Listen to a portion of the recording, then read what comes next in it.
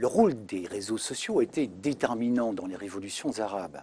D'abord, Internet, et puis ces réseaux sociaux comme Facebook ou Twitter à travers les téléphones mobiles.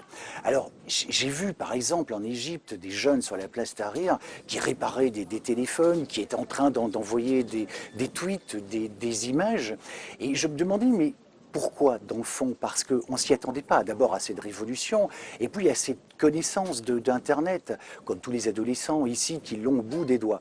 Eh bien, en fait, ce qui s'est passé, c'est que ces dernières années, ces jeunes qui représentent une bonne partie de la population, à peu près entre 20 et 25% selon les pays, tout simplement fréquentaient les cybercafés et ils se sont familiarisés à toutes les techniques informatiques. Et quand les révolutions ont commencé, ils se sont servis d'Internet, ils se sont servis de Facebook, de Twitter pour mobiliser les foules. Et ça réussit, évidemment. Pendant ces révolutions, les réseaux sociaux ont été un formidable instrument d'apprentissage de la démocratie. Moi, j'ai pu voir en Tunisie, par exemple, un jeune homme qui avait inscrit sur un mur quelque chose de formidable. Il avait inscrit « Merci Facebook ». Il y a un certain moment, pendant les grands rassemblements qui ont précédé la chute du président Ben Ali, il y avait jusqu'à 1,5 million de personnes qui étaient connectées à Facebook. C'est vous dire à quel point ces réseaux ont joué un rôle de premier plan. En Tunisie, par exemple, 1,5 million sur 10 millions, c'est énorme.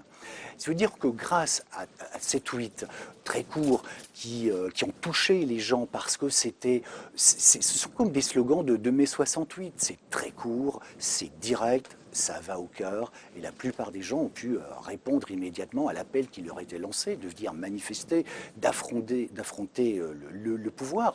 Facebook et Twitter, en quelque sorte, ont fait tomber le mur de la peur, et dans ces pays que l'on pensait figés, ils ont développé ce sentiment propre à toute l'humanité, celle de la quête de liberté.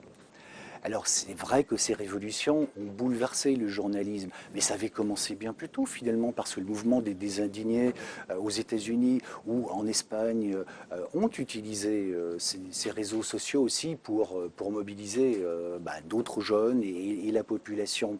Les journalistes eux-mêmes, quand les régimes s'apprêtent à tomber, font toujours partie de l'ancien régime. Donc la population n'a pas confiance dans les médias officiels. Et c'est pour ça que ces jeunes blogueurs, ces jeunes citoyens blogueurs ont eu tellement d'importance et qui nous ont aidés à prendre la mesure de ce qui se passait dans ces pays, du Maroc à Bahreïn, en passant bien sûr par l'Égypte et la Tunisie. Depuis lors, certains blogueurs sont devenus de vrais journalistes parce qu'ils se sont lancés dans le métier.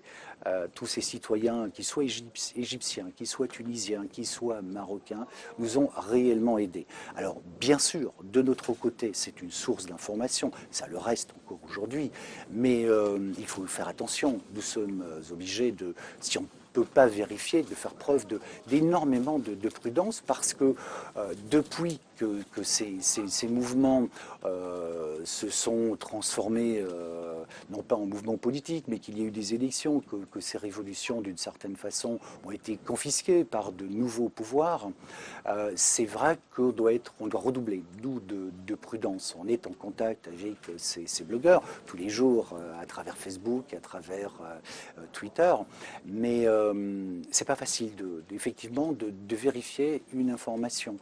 L'exemple le plus concret, c'est ce qui se passe en Syrie. Donc c'est une guerre. Nous, journalistes, on peut pratiquement pas y aller. C'est trop dangereux, c'est impossible.